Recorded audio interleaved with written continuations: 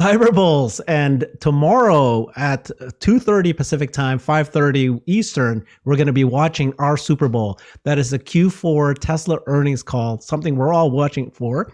And you can see we are all cool as a cucumber. Everybody except me. I am cool. I just haven't gotten my glasses yet. I'll get it soon. And oh my God, can you believe it? Xander is in the house. Oh my God, we haven't seen you forever, Xander. Tell us what's going on, what's been happening. Hey, How's your hey, yogurt shop? Show us. it's Oh, you good, can't it's show it to good. us. I Yeah. guess I can. Oh, that's what it We're is. Okay. yeah, it's here. There's my partner. I gotta mix up some grout real quick. So I'll be on mute for a couple of minutes, so he can get working, and then I'll go chill in the car or something like that. Looks great. Okay. Well, show Thank us Yeah, you. the great place a little job. bit. Great job. When is it Um, gonna open? we're gonna open about a week or so. We just got past electrical today. This is the restroom. It's all done. We got Nicely job. nice graphics on the wall. I'm probably making people seasick right now. No, looks Um, great. Looks great. we have we built a storage up there. We have our refrigerator, our cabinetry. This is going to be a giant mural. We're saving that for last because we need to get the health department to come out first, and then back here is that's the bubble. That's our kitchen. Got to just install these double swinging doors, and then it's kind of a hot mess because we're throwing everything in there. But this is our yogurt machines. We have a Nice. freezer over here. Obviously, I did everything here. You see is sinks, all the stuff that people don't see. The plumbing underground, the electrical. We have a big freezer back here. So it's coming along. Almost done. Home stretch. So Great Good job, job, yeah, Xander. Xander. Looks Good job. great. thank you. Looks Thank great. you, thank you. Yeah, I'll mix up some grout and then I'll be listening in the meantime. And grab your glasses, okay? You got it. All right. So why did we put on glasses today? Who thinks that tomorrow Q4 is going to be a good call? The stock went up a couple days ago, last week, and then it was flat today. Anybody here willing to make a wager? What's going to happen tomorrow? Go ahead, Jeff. Go ahead, Jeff. Oh, sure. Put me up first. No problem. Maybe I should take the shades off. I think it's got to cool off a bit. I think 40% is a lot in 2 weeks. And it's really going to be a tale. I don't think people are going to over rotate on Q4 results unless there's a gigantic surprise in Q4. I think it's all going to be about the guide and what the team says about the upcoming year in terms of shipments and gross margin. Yeah, I Yeah, agree. I want to take it from there. Go ahead, Christian, if you want to go I first. was going to say real quick. Okay, go. Yeah, I think that the numbers, I think they're going to be okay. I think they'll probably beat. Remember, it's a record quarter in deliveries. And I think the margins, are still off those average selling prices that are very high, right? And if we get any type of little surprise on energy, I think it'll be fine. But I think it comes down to the guide. Yeah. So what does next year look like? With the price cuts, we think it's going to be good. But again, the way I look at it is, does Elon, if Elon shows up, I guess he is, I don't know, but I think he would.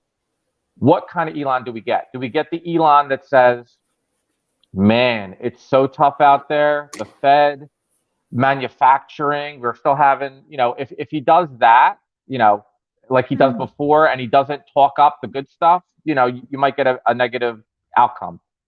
I don't think that'll happen. I think he's going to be bullish. I think he's going to try to set the tone for the year with the investor day coming, that Tesla is in good position to capitalize with the price cuts, to take share and to grow the business. So I think overall, I think it's going to be a good call. I think it's going to be an energetic call, in my opinion. I think all the doom and gloom, Elon's already done it on the Twitter space. He sounded very negative, for the business, to me. So I think he's going to try to show confidence, and I think he's going to try to show leadership, and that's what I'm expecting. The CEO, the techno king, whatever you want to call him, to show up and set the agenda for 2023. And I think that'll go a long way. Yeah, well, I give you credit for that, if you don't mind. But the the thing is, my ideal case would be that he doesn't show up. We have 4 important dates, all within 6 weeks of each other. This one tomorrow, then in 6 weeks, or not even 6 weeks, the investor day, then middle of April, the next earnings call, and then the shareholder meeting. So it's all one after the other. And obviously on 2 of them, the investor day and the shareholder meeting, he is crucial.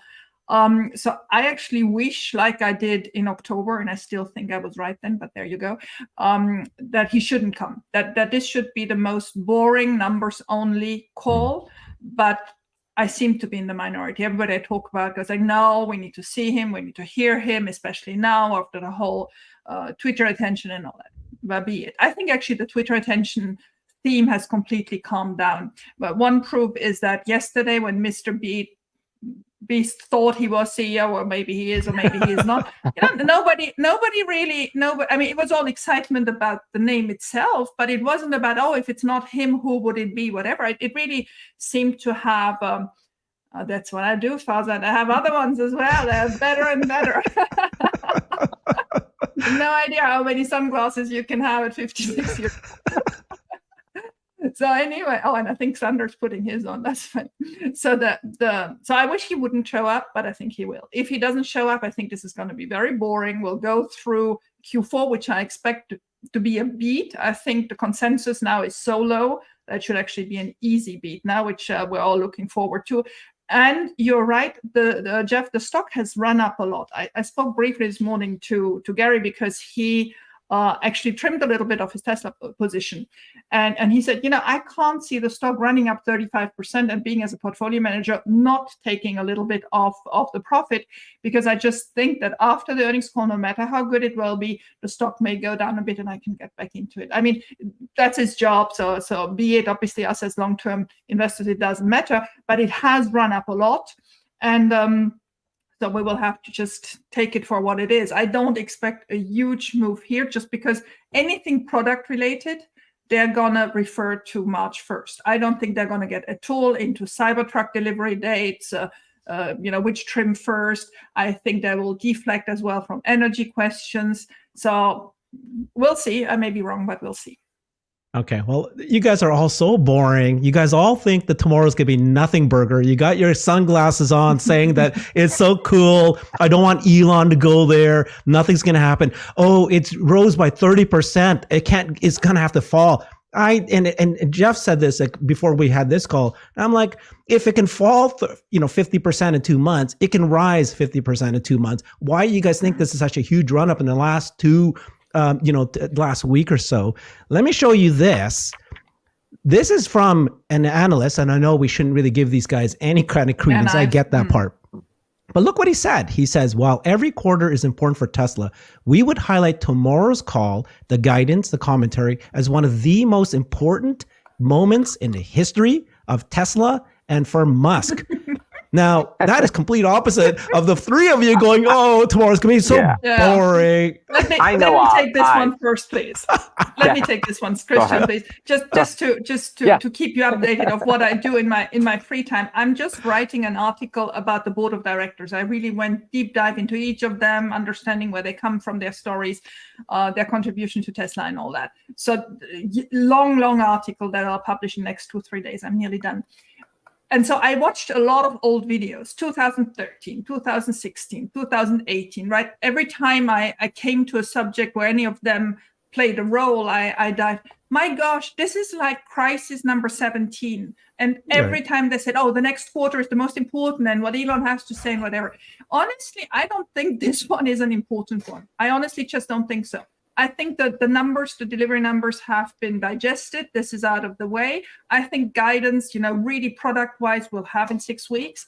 I think this is probably the most uneventful one that we'll have seen in a long time. Okay, well, what if I tell to you that did we not have huge global price cuts 2 weeks ago? Sure. And is that not a massive, move by Tesla? Could that not be something quite exciting when they share tomorrow? This is what happened to volumes, margin, and then if they share some sort of, comfort to us about what might happen to margins, that it wasn't, drastically hit. Could that not give confidence to everybody finally, especially when there's been some rising in the stock in the last week, to say, okay, this is a time for everybody to throw money in? But that's it. It has been digested and the market has responded positively. I don't think we need much more explanation now. I actually found it very cute this morning that they put the Y price $500 higher, which just shows that we've got the finger on the pulse. You think you're getting a good bargain? Chick, let me get another 500 out of you. So I don't think there's much to be said. I'm sorry, Herbert, I shouldn't. Go ahead, tell us. I was going to say real quick, I think I've seen Ives a lot. I like him, but he's very emotional, and that's okay. But for an analyst, he probably doesn't like. He's just very hyperbolic in a lot of his statements. He always talks about the green tide and the green, So I would put his tweet to the side a little bit. I think he's okay, but I don't think he really understands the detail of Tesla. And that's not a knock on him. I just think he's covering a lot of other stocks, and I think he knows Tesla superficial. But what I think is, the market to me right now, and Tesla in general, is, it's 40% off the bottom, right? So that's a big move. But it's still from the highs. If you go from 400, we're still well over 50% off the highs. But if you go look up at the other mega cap tech like Google or Apple, they're nowhere near down 50%, and we're still well over 50% from the highs. So, it's a massive move. And I could see some profit taking being, done, but it's still well off the highs. So I think the call needs to be done for me professionally. I don't think it's so much about numbers. I think it's about confidence, right? I think Elon, and this is superficial, but you can't ignore it. Elon selling a bunch of stock doesn't show confidence, right? Because if he thought Tesla perception, if he thought Tesla was going to kill it in the next 12 months or 6 months, it would say, well, you would want to hold on to all that stock you could because you want to then sell it at a higher price maybe eventually. So I know he had to do it because of Twitter, but people that don't follow it day in, day out, they look at it and say, well, the CEO is unloading tons of stuff. Why am I buying this thing? There's no one in this world that does not know that he sold because of Twitter. There's a lot of people in this world that don't put that together. There's a lot of people that aren't as bullish on Tesla as saying, why is he selling all that stock? Now, you could obviously say, well, yes, he's got to pay the bills for Twitter. But Alexandra mentioned a lot of times, I don't know why he's selling all this stock to keep the lights on. Alexandra thought that it was overkill, that he was selling more than what he needed. But maybe he was doing it for a rainy day. But there could be a reason saying, well, maybe he's cashing out while the getting's good. I don't know. You can make that assumption as well as I'm saying. You can. Yes, you can. Yeah. Yes, you can. And I actually think, Christian, you may be happy tomorrow because you don't like my soft landing theory, but because we'll talk about it. Don't you worry. I'm right anyway. But you can probably have a friend tomorrow in Elon because he may still be on he will be. The Fed is responsible for everything. It's doomsday. It's horrible, whatever. I actually don't see that, right? I didn't see it 2 months ago. I don't see it today. But you could probably find a friend for your everything is falling to pieces. The Fed has no clue what they're doing theory tomorrow in the persona of Elon, right? You're robotic. I'm robotic. Well, to me, maybe. Would I be robotic? It's you. It's you is robotic. I'm not robotic. Well, let's have a vote here, okay? Anymore. Let's raise your hand if you think that it's going to be a soft landing for 2023. Soft landing. Okay. Who thinks it's going to be a massive recession? Come on, Christian. Come on. Okay. And then Jeff, what are you doing? What are you waiting for? I don't know. It's hard to, when you look at what's going on with the dollar, and there's other indicators that would say the Fed is not in control. So I know we're probably not going to get too far off into a macro discussion just yet, but I'm still concerned. And the other thing is, I put this tweet out, kind of a comical tweet yesterday. I can't imagine that Jerome Powell is happy about $23,000 Bitcoin, 10-year below 3.5. 2-year dipping, this entire year to date, the 2 years been dipping, which is, the primary rate that they're looking at. He can't like that. No one on and they were screaming every Fed governor was basically screaming and like flapping their arms all the way into the quiet period, which I think started yesterday.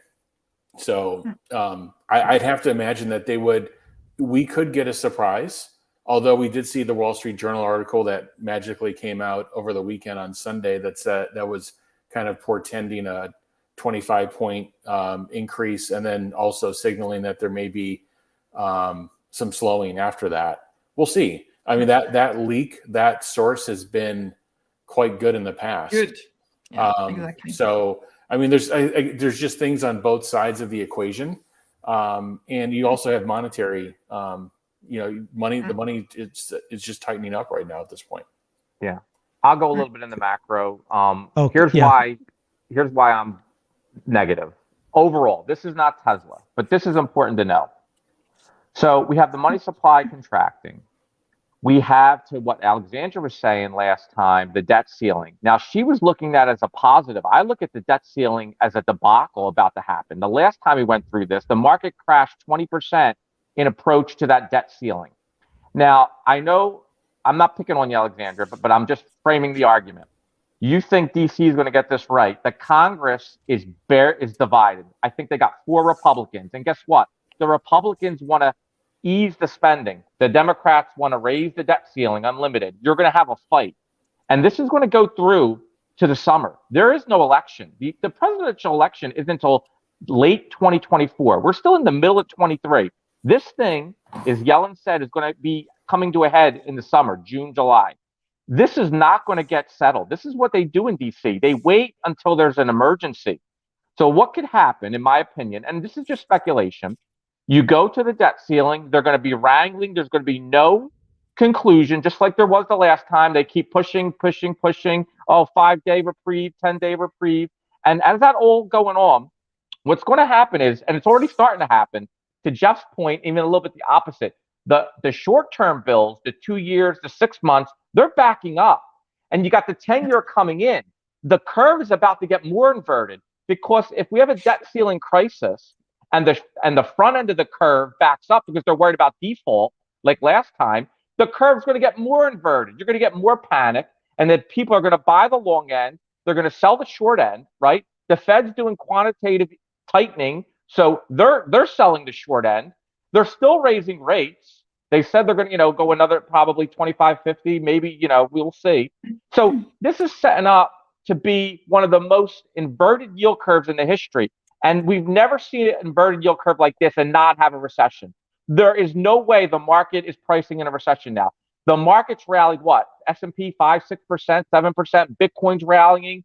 And supposedly there's a recession about to hit right now or in summertime. So to me, the market is stretched. And if there's any bad news, any hint that there's an issue, I think the overall indexes could take a hit. That's just my opinion. Why were you wearing your sunglasses earlier then? Oh my gosh. He will now agree with me. So you told us that 6 months ago, right? You told us 6 months ago the recession is at the door. Did anything happen? Did we have a recession? Other than losing a lot, and I mean a lot of jobs in the tech sector, I don't see a recession yet. I mean, I've been traveling a lot lately. The restaurants are full. The people are going out. People are spending money. Unemployment rates are still very low. I just don't see it.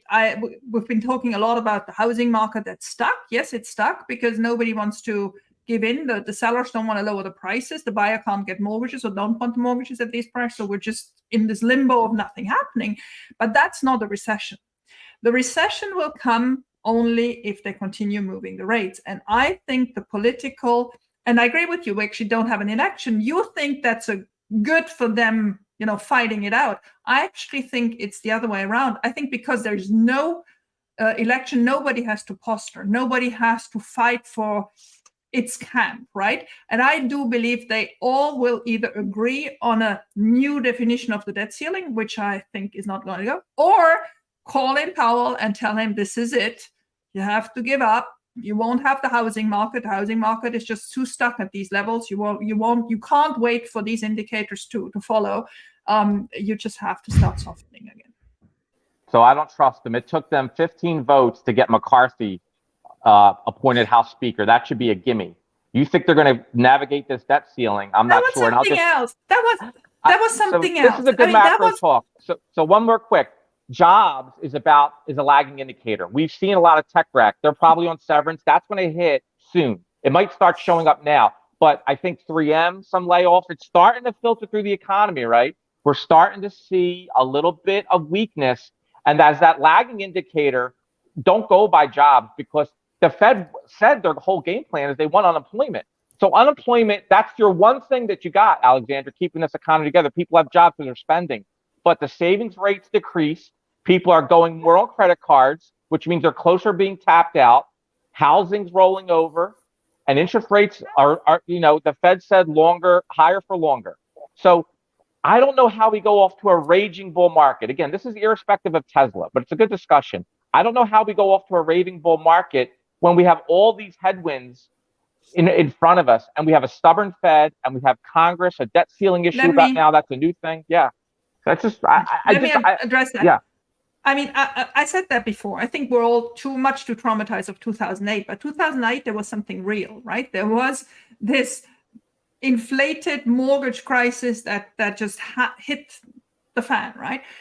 Today, we don't have that. We're out of a pandemic which had increased money supply artificially. So yes, spending rates were up, credit card use was down. So now that we're coming out of it, this gets back to I'm not saying a good level, but a more normal level, right? We're just balancing back out of something that was a strange situation, which they had managed with oversupply of money, no doubt about it. I'm not saying that was the right thing to do, but there we are. So it has to be reduced now.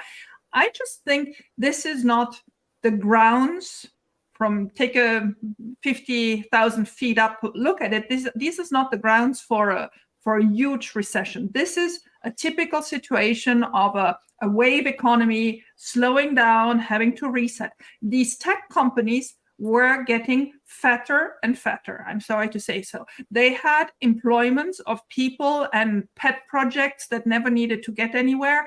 People employed at $500,000, $800,000 in Silicon Valley, never asked to produce anything that became tangible. This cleaning process, actually, we can say thank you to Elon, right? Because he set this off by showing that Twitter can work with a quarter of the people that were there before. Talking about Twitter, those severance packages coming to an end at the end of this month, believe me, these people probably regret that they took the package, because now they're suddenly with the Googles and Amazons and everybody else in the same market. This is probably not what they expected, but that's another story. So I do believe, honestly, this, and I'm not saying this to pump up Tesla or whatsoever, this can be a really soft landing, and we should do anything to not actually bring it here by talking about a rough thing. There is no rough economic situation, any external event that would bring to us that we should today be in a recession. There's just not. Yeah. I'll just add one more thing to this. So I talked a little bit about the dollar, but one of the things that concerns me is kind of a supply chain professional. As I was looking at price of oil, it's going up again, it's creeping up. Looking at copper, I'm looking at aluminum, and all of those are going up. And if you look at the latest PMI, and I sent that link out earlier, the PMI is contraction, but the input prices are being noted as going up in January. So that maybe it's a 1 month blip, or if it turns into multiple months, then we may have an issue in terms of price creep coming back in. And I know the Fed's looking at this. Finally, one more thing that hits closer to home: auto inventories. If you looked, I studied GM late last year. If you looked at, it started 2022 as like, we don't have enough supply. And at the end of Q2, they had about 100,000 cars in quote unquote dealer inventory between them and the dealer lots. Yeah, in quarter three, it was 200. Quarter four, it's 400,000 cars. They actually have about 2/3 of their build. They build about 620,000 cars for North America, GM. They have 2/3 of that in inventory leaving the quarter. So something's going on there. It's not just, they're getting supply healthy again. You really don't want to see that much inventory being built up. But I mean, who knows? I can't imagine someone celebrating that much inventory just in the dealer channels alone. But don't you think, Jeff, that's already the slow start to the EV adoption, that people that are currently out shopping a car don't want any of the ICE cars? They may now consider Tesla after the price cut, but up to that moment, Tesla was out of their price range, and they were, shopping around, not finding what they wanted, and that's how. And obviously also financing rates were higher, so not finding what they could. It's possible, but it's all. I mean, the auto sector is huge, and Ford just announced some more layoffs. They had a bunch last year. I think we could be on the precipice of massive layoffs starting in that industry, and that's a lot of jobs in North America. So that's one to look out for. And that's where you will see the Democrats motivated again, because that's their sector. That's when politically they will cave the quickest if Detroit is calling them. There is no doubt about it. Yeah. Yeah, I'll just add real quick, though. Here's the problem, guys. And this is a great discussion, Herbert. If you want to move it, that's fine. I'll just say, we're 31 trillion in debt. The government right now, with even inflation's coming down, we still have elevated inflation. No one, and now the Republicans hold the House, so they don't want to do Biden any favors in making a strong economy. It's in their interest to have a lackluster economy going into 24. That's just my political, don't put it past them to get the upper hand there. With a $31 trillion debt, you're going to have a fight, and you're not going to be able to get a lot of spending through. And the Republicans control the House. They're not going to be sending Biden big spending bills, I don't believe. So I think Jeff's right. We're seeing it start to bleed into different sectors and jobs. And again, it's a lagging indicator. And when you start to see the first few headlines, or you see a jobs report and you have a negative print, don't that will be a psychological factor, because every month we're doing 200, 300, 400,000. That's been the linchpin. As soon as you see a negative print on jobs, everybody's going to wake up and say, whoa, where'd that come from? Down 100,000, down 200,000. And then you get these layoffs continuing, and you get spending slowing down. So I'm just saying it's something to be cognizant of, but I don't have a crystal ball, but I just see things more of the technicals with the inverted yield curve, with the quantitative tightening, with the debt ceiling debacle. All these things are starting to add up, and it doesn't give me a lot of confidence in the economy. So when jobs are cut, go ahead, Herbert. I just want to ask one thing to Xander. Xander, if next ask week him you after open your this. shop, right? Okay, go ahead. Yeah, ask him after this. So, isn't it like when jobs are cut and you have more layoffs, the Fed will pivot, and they're already starting to show that, right? And they actually do the pivot. Now you have lower interest rates, you have lower car prices, you have lower used car prices. When they pivot, does that now change the narrative again? I agree with you, Herbert. I'll go real quick, and then I'll give it to Alexandra. The problem is with that, we have elevated inflation. So it's harder for the Fed to turn on a dime when you have 5%. It's still elevated. It's still 5-6% year over year. So what I'm saying is, even if it comes down to 4, it's going to be hard for the Fed to start cutting when you have 4% inflation. They want to get down to 2. All I'm saying is you're right, but there might be less likely to cut as fast because of the high inflation, and that's why they're in a box. What Jeff was saying earlier, they put themselves in a box by letting inflation get out of control. Now they don't have as much tools to fight it, other than, are they going to flip and they're going to look silly again, going back to what? Quantitative easing, cutting rates, and letting the money fly again. Again, we're going to be in the same problem. Deficits ballooning. Eventually, the dollar is going to get weaker, and we're going to have another catastrophe. You already see China. China made a little snide remark: get your debt in order about the dollar. We heard talk about the world's reserve currency and oil maybe being in a different thing. I do believe the dollar is still the preeminent, and we are the world's reserve currency. That's what we have going for us. But guess what? If people don't buy our debt, our bonds, those bond yields are going to go up, and we're going to have to service that debt. Yeah. And that is a lot of money in the budget going to service the debt. So this is a very tricky deal here. So I'll just say that. One thing before we go, aren't we looking for like bankruptcies to happen? I don't hear much talking about that. We're talking about jobs reductions, but if all that money, all that cheap money went in, and all these quote zombie companies, to quote the All In podcast, exist, isn't there supposed to be a big spike in bankruptcies before? Is the Fed measuring that? Is that something that you guys are looking at?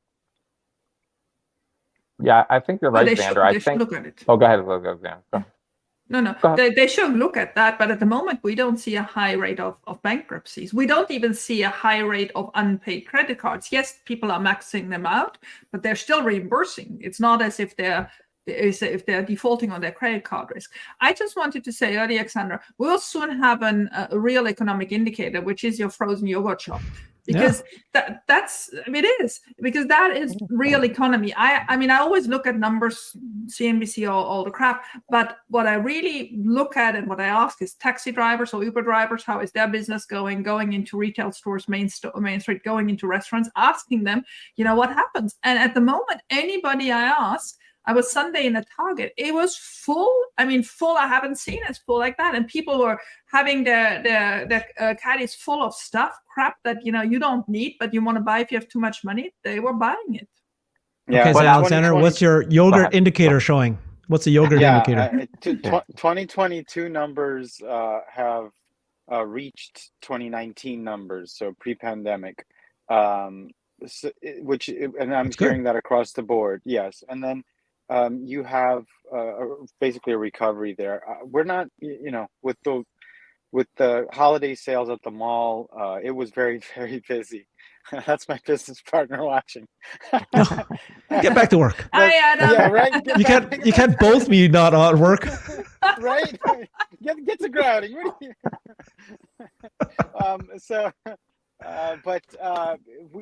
I did hear from a friend who has a business. I won't be specific, but December sales were record breaking for that business. Yeah. But this is also the problem. People were saying the same thing last year. The malls are filled. How can we keep this up? Can record breaking shopping going on forever? Like, that's the whole thing. What the recession has to flush it out. We need a break from all the spending. We need a break. Literally, the government, I remember when they did that, they gave the checks away. They gave checks to people that had no money. If you had 5 kids, you got thousands of dollars, literally like $10,000. Like, people are still working through this liquidity. At some point, if the jobs crack and they don't have jobs, they can't pay the bills. Now, the reason they pay the credit because they need their credit card functioning, but that's the problem. Everything is still so good. And it's expectations. If the market sees deterioration in the greatness, you get a downturn, right? That's the problem. How does this spending keep going on through 23, 24 when the Fed keeps hiking and hiking? Remember, this is going to filter through the economy and it lags. Maybe this summer, things look different. If houses aren't moving, people feel broke, maybe the stock market goes down a little bit. You're going to have an issue and people aren't going to be spending like you see in the malls and at the restaurants. They're going to cut back. And didn't you tell us that 6 months ago? Didn't you tell us that already 6 months ago? I was more constructive, actually. I was more constructive 6 months ago. I was actually thinking we were going to have the soft landing. Now that it's extended and the Fed's still pushing, my soft landing was the Fed would stop. They would already pause. They're not doing that. That's when my thinking changed because the Fed's going crazy like a drunk fisherman and they keep raising rates. They're doing quantitative tightening. And I think this is a problem. This is why I don't like what you're saying. This is your own tweet. This is your own tweet that you said here. That's true, though. Tesla wait times are too long. Tesla wait times are too long. Tesla wait times are too short. Tesla prices are too high. Tesla prices are too low. Too much demand. No demand. Too much production. No. This is getting quite silly. This is what I'm hearing you say right now. Christian. The economy's too soft. The economy's too fast. The interest is too high. The interests are too low. You know what I mean? It's like, come on. You got to let me defend myself if you're good. So yeah, you have been for the last hour. We've given you all this time. Doom. I'll put on your glasses and then I'll let everyone else talk. So I'll just, since you put the thing up. That was a Tesla-specific tweet, and the tweet is true. You can't make it happy. Tesla produces too. That's an exact statement. What I'm talking about now is the economy overall. It's not even Tesla related. It's more of a macro picture of the overall economy and the overall stock market. I think Tesla could do well. Even in a bad, that was my whole thing before. Now it didn't do that, and it went down with everything else. But I think it was overkill. But I think, and I'm curious to see what Jeff, Xander, and everyone says. I just think this soft landing thing, they've never been able to do it. They do a 1 in 5 soft landing. Their track record's terrible. The fact that we think they can pull this off now because everything is looking okay, it just takes one thing to start something. Once they break it, they'll start acting in desperation. Nothing's broke yet. Now, I hope we have a soft landing, but be cognizant of the fact is that they usually don't get the soft landing. I don't know what's going to be the break, but it could be one thing that set off somebody that we don't know. Maybe it's a broker, maybe it's a big bank in Europe. We heard about UBS having problems. It just takes one little ripple that comes through, and then you get a thing. So I don't know. I'm just telling you. Yeah, I mean,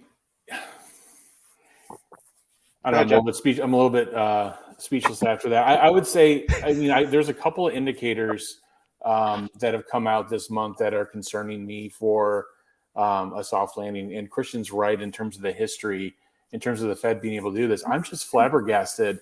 If you watch the Fed in 2021, all through the year 2021, January through November, they had 0 rate hikes in for the calendar year of 2022. And here we did over 4%.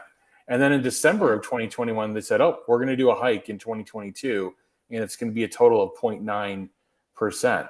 So we've established that the Fed has tools for forecasting that don't allow them to forecast accurately. That's why they started this late, and that's why they're probably not going to end it on time.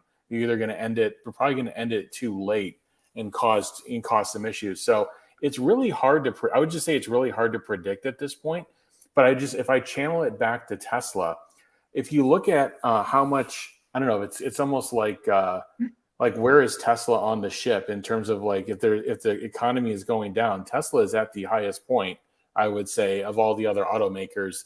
The other automakers have to be gasping for air at this point because in two or 3 weeks ago, Tesla did these massive price cuts globally, and they're still trying to respond. I haven't even seen any formal. I don't know if they can respond in terms of the price cuts and what Tesla has done. And we see what that does to the price inflection curves of where the demand is at. So I think Tesla's put themselves in a position where they'll have a kind of a transient moment of some weakness in gross margin. There'll be some drawdown. If you listen to people that said that, that take the COGS from 2 quarters ago and say that's what the COGS are today, they're wrong. If you listen to the people that say, the COGS are going to have there's going to be no impact on gross margins, they're wrong. It's somewhere in the middle. But I would say Tesla's positioned themselves with this kind of volume inflection to do very well. The final thing I'll say is, if you're an auto supplier, you're looking at this and you're absolutely freaking out. They know GM's inventories they know everybody's inventories are building except Tesla, to be honest. And I would say the auto OEM that gives the cleanest, best signal, lowest number of SKUs, lowest number of complexity. You can point to their number, and when they say that they're going to produce that number, they're going to do it, and they're not going to have any other supply chain flubs, or they're not going to have any demand or inventory issues. That's Tesla. So I think Tesla's actually going to put themselves in a position with these suppliers where Tesla's going to know with these suppliers that they've got them in a position where they have the most reliable demand. And from a negotiating perspective, from a COGS negotiating perspective, that really puts you in the driver's seat with suppliers. Like, okay, do you want to go with GM or Ford? Fine, you need that. Fine, go that way. And Tesla will continue to pare down their supply base and get the suppliers that are really ready to battle for their business and give them the best pricing. So I think Tesla's got a really good shot at unbelievable COGS, and we're not even talking about what they've done from a design perspective. The teardowns. I sent that tweet out today. The teardowns that are sent out. These are on 3 to 6 year old. Yeah, from Sandy Munro. He does great work. These are 3 to 6 year old designs from Tesla. He's tearing down the latest version of the car, but these are 3 to 6 year old designs. And now they've changed over the years, but their core of these cars were designed 3 to 6 years ago. Imagine what Tesla is going to start announcing in March and beyond this year in terms of their next platform and what those gross margins are going to be. So. Okay. Can I ask? I want to show a couple things here, and it's for conversation. After I do this, I want each of you to reply to both of these comments. Okay. So one comment here from Matt says, typical example of Tesla bulls not wanting to hear anything that may imply lower stock price. And then another one here from DRK who says, I think we're in unprecedented times, which means we'll all see something we don't know what it is. So I'm going to reply to both of these first. So typical example of Tesla Bulls not wanting to hear anything implies stock price. So just to be clear, everybody knows, I think most people know, I'm a forever bull. I buy stock, I keep buying, I don't sell. Growth or recession, I don't care. I just made a point that recessions typically last for 2 years, 2.5 years. Growth then goes and takes back over from 5 to 10 years. I'll outrun this recession. I've prepared myself for a massive recession this year, 2023. So having said that, though, I've seen the Tesla stock fall already significantly. Yes, it can fall more. I'm not saying it can't fall more, but I think that from my position at this point, Tesla is well positioned for next year. In a massive recession, we're seeing 17 million, 16 million of US sales of new car sales fall to 10 million to 12 million during that massive recession. So I see it falling, but it won't necessarily impact Tesla in that same manner because we're talking electric vehicles, we're talking lower price cuts and the margins and so forth. I think Tesla will be fine. In fact, might actually dominate because of the recession. So that's my point. And then this thing about the unprecedented times, that's what we say every time there's a massive recession. That's what we said. The unprecedented times was 2008. I'm old enough to know what happened there. The banks were going under. I mean, we're talking financial institutions gone. And so this is not unprecedented times. We took care of inflation. If inflation was out of control, which is what we were afraid of, that unprecedented times, but it was able to be tamed. Now it's not necessarily completely controlled, but it's tamed. So I'm actually not that worried at this point. But yes, doom and gloom, major things can happen. Absolutely, anything can happen, but a meteor can come and hit us all. Right now, I'm waiting it out for 2.5 years. Okay, everybody else here, what do you guys think about those two comments? You're spot on, Herbert. I mean, I said that earlier. I just don't see the catastrophe scenario. I'm not saying this is the most comfortable time. Of course it's not. I mean, we're coming out of a pandemic. Who else has lived a pandemic before? But I think they're doing it not too badly. Is it perfect? Of course it's not. Was the pandemic perfect? Of course it was not, right? But I do believe they were late in coming into understanding that inflation had installed itself, that the supply chain had an issue. But now that they're in it, you feel them wavering every couple of weeks, right? If you hear these Fed people talk, I mean, I've stopped even listening to all of them, but you just have the feeling they're like, oh my God, are we going too far now? Are we stretching it? Are we not? So and I mean, come on, they are for the first time in a post-pandemic situation as well. They don't want this economy to collapse. They just try to understand where the equilibrium point is. So I completely agree with you, Herbert. This is not the catastrophe like something, where people get depossessed of houses, where banks are shutting, where Lehman people were carrying out their boxes. And we had the whole swap market after that. We had the whole rating agencies involved. The whole thing was just really intrinsically collapsing, right? It was this implosion of everything we'd known before. That's not what's happening now. And I just don't want us to fear that too much. Now to the stock price, I mean, it makes me laugh when people tell me, oh, you're always optimistic. I mean, my gosh, I was optimistic at 400. Yes, I bought at 400. Why would I not be optimistic at 145? This is still the same company. This company is still executing. Fair enough. Now it's with lower prices. It's probably with the lower cost of goods. We'll know in a couple of months when we have the Q1 results. But I'm really not worried of being optimistic today about the stock. Absolutely not. Let's hear from Xander. I think we're having fun here, and people might want to note that if you're not familiar with the show, Christian's been here since the beginning, and we value his doom and gloom and to ground us, bulls. So it's very valuable. He's pointing out one possibility that can happen, and it's worth contemplating. As for the stock price, there's a lot more upside than there is downside. So I feel very strongly about the company, that the fundamentals haven't changed, and in fact they're improving. I think you might have we'll see it tomorrow, a surprise in the margins, because if commodity prices or input costs were coming down, you could have a really nice gross margin. Now obviously that'll be impacted in Q1, but they have a lot more room, a lot more room to lower prices where the competition, quote competition, doesn't have any room. And my understanding is that they're slowing down production as a result. Jeff, you were mentioning that. I'm not sure if that's what you're referring to, but like my business partner was in the market. He went to Kia, and they need an 8-seater van, and they don't have any. And so he's now considering a Honda and trying to find a vehicle that's not a Suburban, which it's a little too big.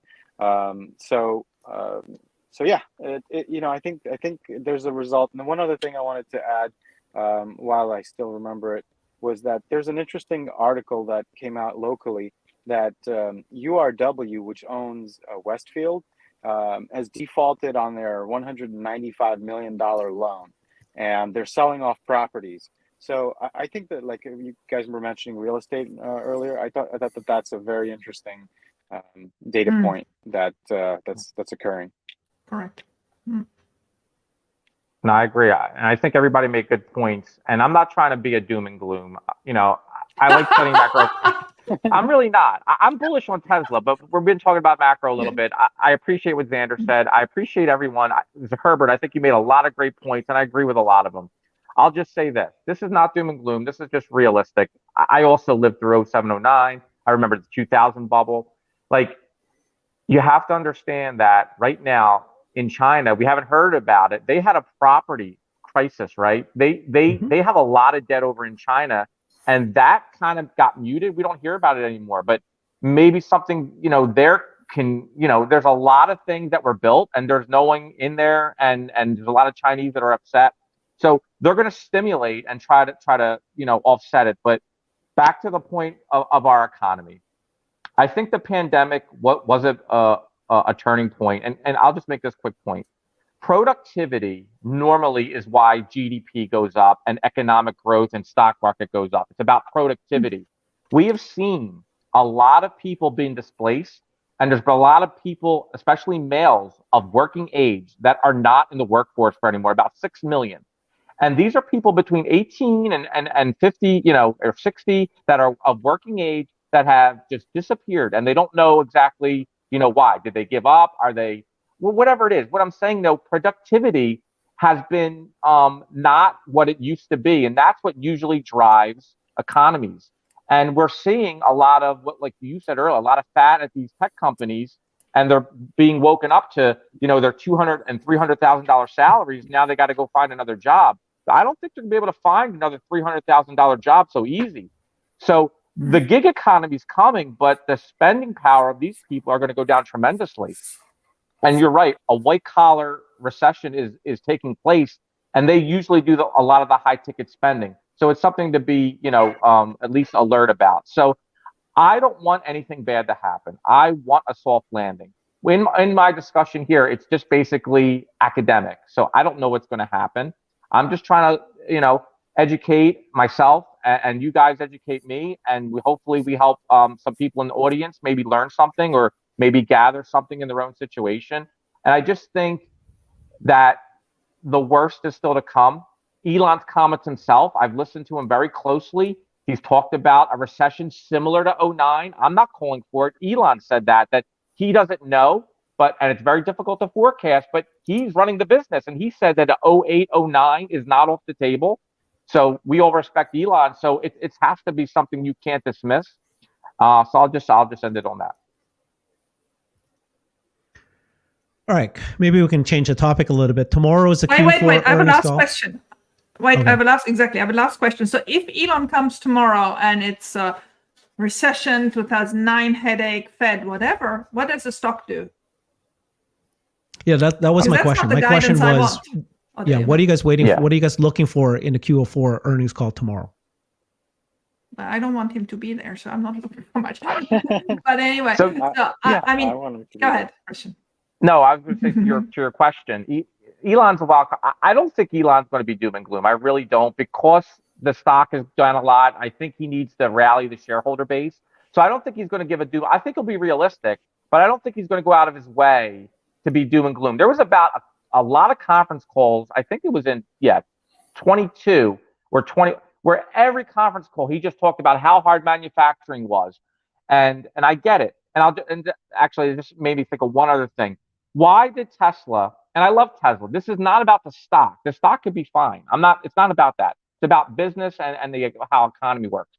I think they're having trouble finding labor, right?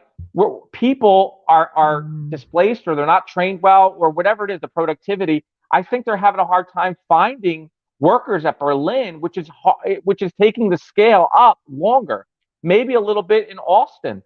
We see, in San Francisco, housing's being is down, and in Austin a little bit. So these are considerations. We just think Austin's open and all these great things will happen, but you have to really think about it.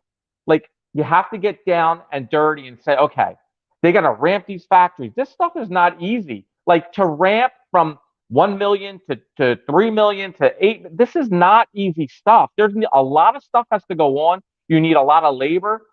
You need a lot of skilled labor. You need engineers. You need policy to go. You need a lot of things to make all these things right. And I think Tesla is the best position to make it happen, but it's not easy. And I feel guilty of that too. I just think, for some numbers, put a valuation on it. It's not that easy. There's a lot of hardworking people doing really hard things to make this stuff happen. The design of the Cybertruck, it's never been done before. We just think, the Tesla team will do it. It's going to be painstakingly hard. And you see Elon in his interviews always say, this factory is a furnace. The Cybertruck, we're going to do it, but it's going to be hard work. I know you hate to hear it, Herbert. No, it's not that I hate to hear it. What's your point?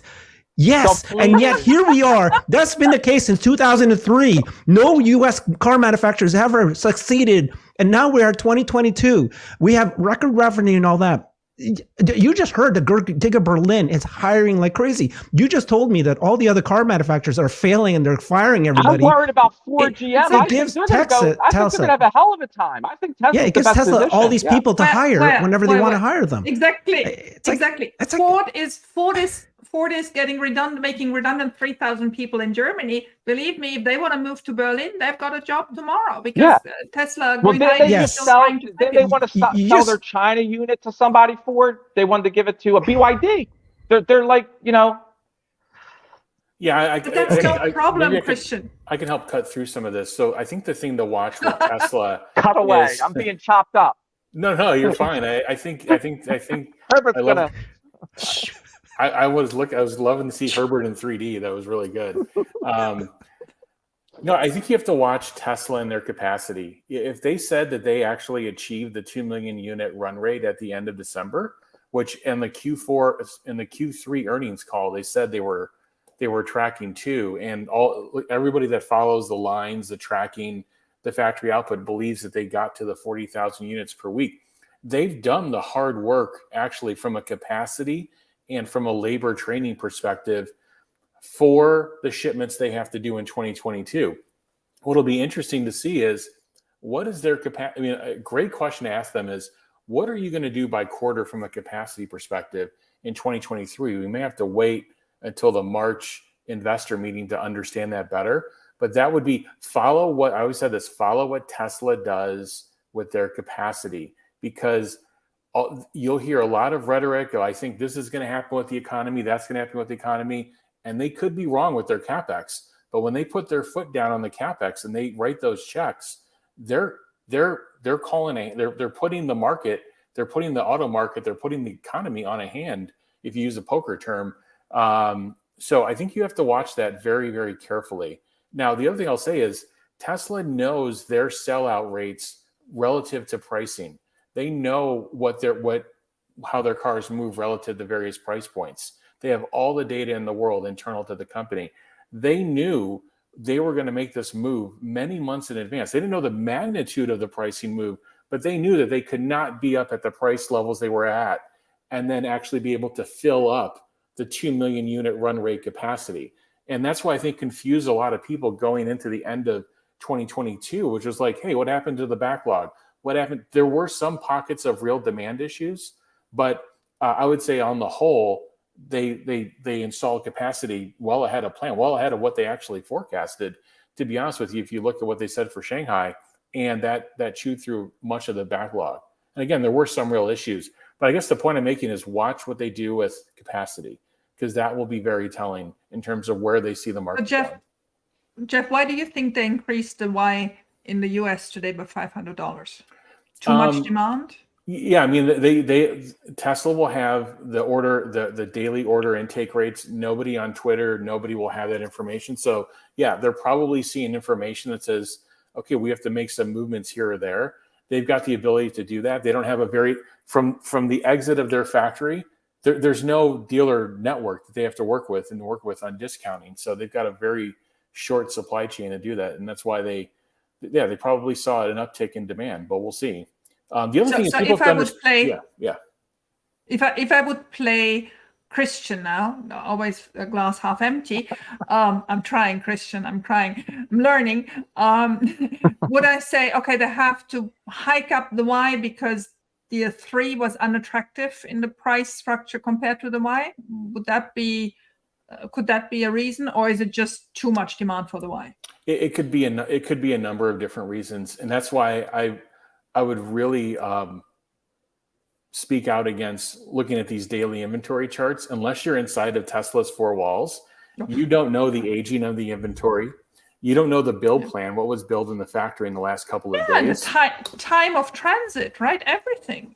Right. There's information that we won't know external to Tesla that they will know, which will drive and feed their moves, and will make the daily inventory levels, they'll sputter. And then inventory is different in the beginning of a quarter versus the middle of a quarter versus the end of a quarter. The inventory is different meaning, and that's why you have to look at the aging of it. So I guess my point is we have to watch what they're doing with capacity, and what they've done with capacity is that, and that was my question, and actually for the earnings call is, why did you put 2 million units of capacity? And if you have all these they can say that we're concerned and there's risk in the economy from a macro perspective. I think that's totally appropriate, but I think it's also appropriate for them to say, like, we placed our bet. We put the capacity in. Yeah. Let's take a look at what the audience thinks about how most people are saying that we're all right. Let's take a look at the comments here. This guy says, Christian, well done. Says, Christian is 100% right. I'm surprised. Christian is like an Energizer bunny. 100% Christian is right. 100% Christian's correct. Same guy. Okay. He's got a fan. I agree with Christian. You see, we are all making very good points here, guys. So no, I can't see with it. No, it's a great discussion. I think today was a great discussion. I don't know what's going to happen. I'm just speaking like Dave Lee says, my, what is it? Consciousness of thought. And I can change. Yeah, I can change it next stream week. Of consciousness. And nobody, this is not financial advice. We're just a few gals and guys talking, and we're just having some fun. Everyone has to make their own decisions. I'm just expressing my opinion, just like everyone else is. And today, I thought it was a great panel and a great discussion. You will stop giving him food. I'll hear it all week. Yeah, I was gonna say just egging. Does that mean you guys don't know what's gonna happen now? You're stroking his ego. Come on, guys. No. Alexander's gonna have to subscribe to somebody on Twitter some more? Exactly. He's gonna make me pay for it again and again and again and again. No. Oh, okay. They want me to rebrand the channel now. Okay, I'm gonna hand this over to the Christian Brighter and Christian friggin' show. Okay. No. I want to say this. Not so bright. Not so bright. So today, look, I've been cautious. Look, I have no idea. We could have the softest landing in the world. The stock market's rockets tomorrow. I have no idea. And everyone, and Alexander can be completely right. Like, there's only 2 things that could happen. Either we're going to go into a recession or we're not, right? It's like a 50-50 thing. So this is just good talk.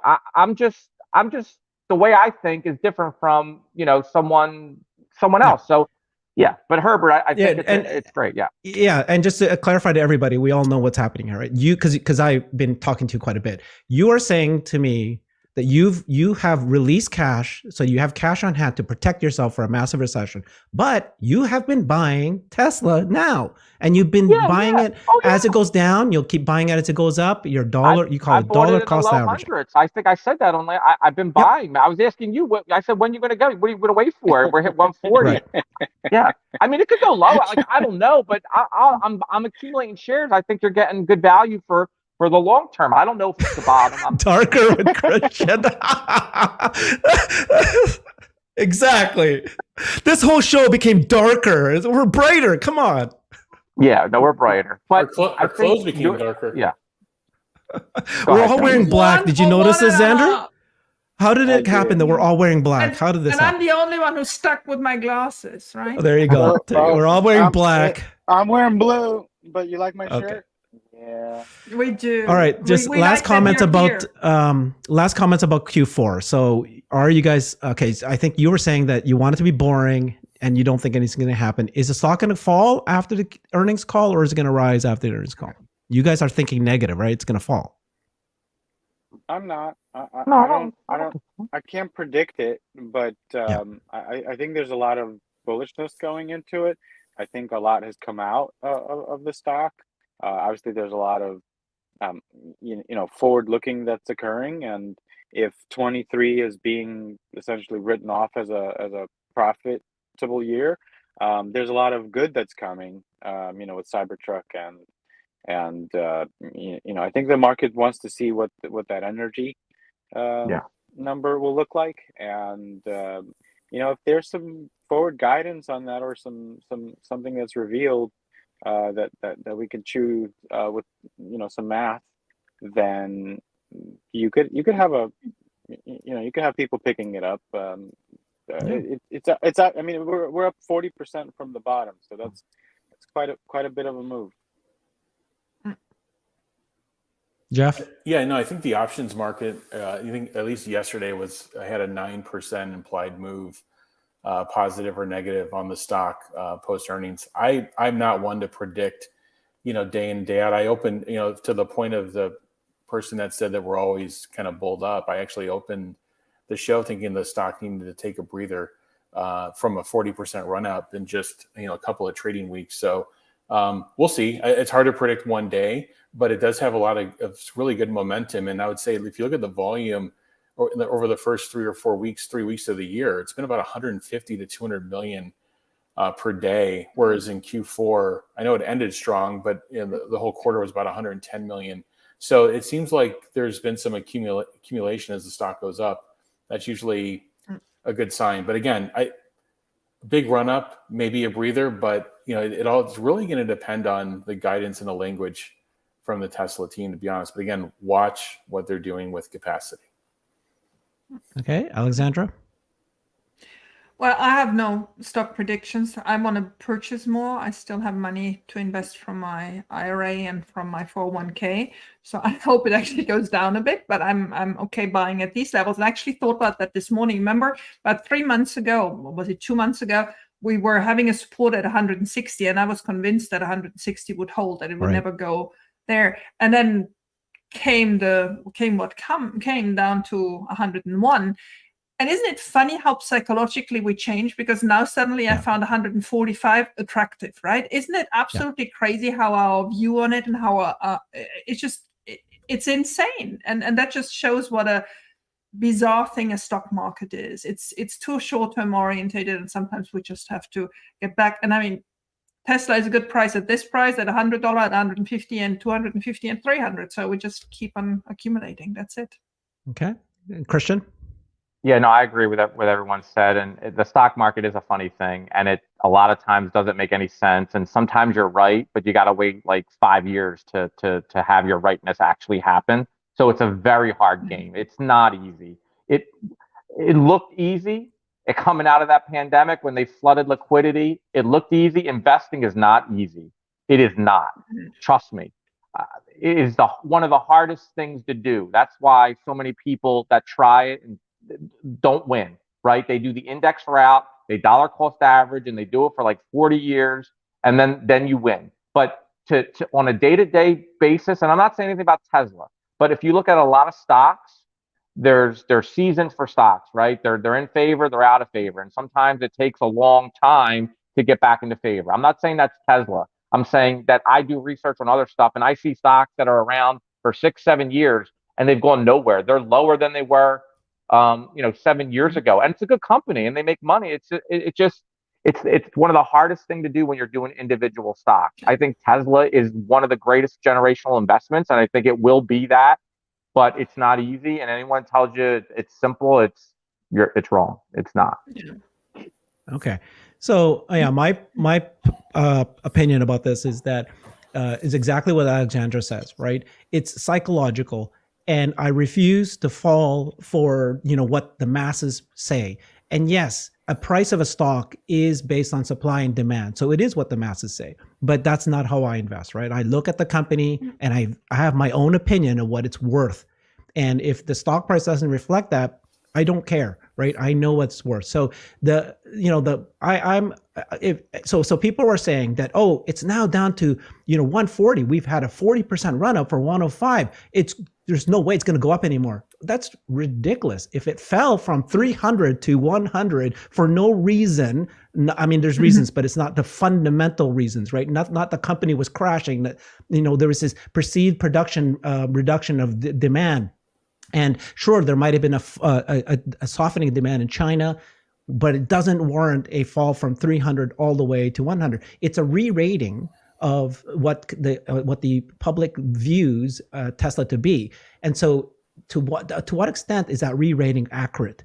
And I don't believe that it's accurate at this point. And so, yes, I do think it's going to rise back up. And in fact, I don't believe in technical charts at all, but if you look at the technical charts, aren't we seeing the rising Wilson? It's like, boom, we should go right up to 150. There might be a little hesitation at that point, but I think we're going to go back up again. I think you use technicals for assistance, but I'll say one thing in support and one thing. I was saying that the stock may need a breather after a 40% run up. That could be short, a short breather, and then it goes. But I have to look at somebody's wrong. Somebody's on the wrong side of this, right? The street has Tesla now essentially flat from an EPS perspective in 2023 versus 2022. It's essentially flat. So someone has this wrong. And I think the Q1 earnings report, if they can get well over 450,000 units, and if they can have decent gross margins, I think you may be re-rating the stock again in the positive direction. So someone's wrong. You can't go from we're going to be flat versus we're going to ship they're saying we're going to ship 500,000 or 600,000 more cars, basically nearly 45-50% more volume in factories that are more fully loaded with component costs that are lower. Yes, obviously the MSRPs are lower, but to say that the earnings are going to be flat, I mean, I don't know how that math even works. And then we're not even factoring in energy in a meaningful way. So my point is someone is wrong, and someone's actually drastically wrong. I think they actually pulled down their estimates. They overshoot in either direction, and I think they pulled them down too far. We'll see. That's a good point. All right, guys. Thank you. Anybody else? Last comments? Yeah. I think Elon's comments that he made on the Twitter space with production, profits versus just volume, and that he'll choose volume. I think that is the smart move. I think that's what people are interpreting as that there will be no profits in 23.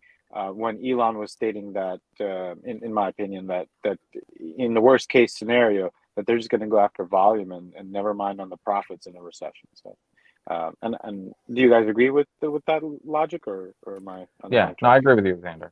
I agree with you. He answered in the extreme. I'm sorry, Christian. Yeah. He answered.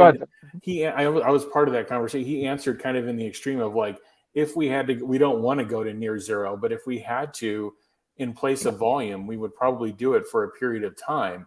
But that wasn't a plan. That wasn't this is what we're doing. This was in the event of a disaster, but they're nowhere near that at this point. So again, I think people are over rotating a little bit. Overinterpreting. Yes. Completely agree, Jeff. And that happens quite a lot with Elon because people, you know, ask a question and he's so intelligent, he overthinks it and gives a scenario of on the very bright or on the very dark side. And then people take it for granted that that's his scenario. It's not at all. It was a precise question and a precise answer for, you know, in the worst case scenario, would you sell cars without margin if it had to come to that? And he thought it through and said, yeah, fair enough. Yeah, we would. But I mean, that was the doomsday scenario and Christian would be happy. No, he wouldn't. And that would happen.